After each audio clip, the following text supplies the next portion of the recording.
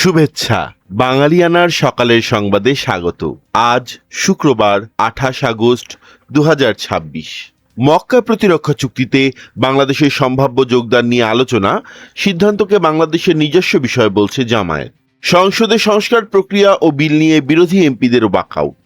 খেলাপি ঋণ আদায়ে প্রায় 10,000 মামলা করেছে সম্মিলিত ইসলামী ব্যাংক। সরকারের কাছে 5,000 কোটি টাকার মূলধন সহায়তা চাইল রূপালী ব্যাংক। তৃতীয় টার্মিনাল চালুর পথে অগ্রগতি, সেপ্টেম্বরে জাপানি অপারেটরদের সঙ্গে আলোচনা।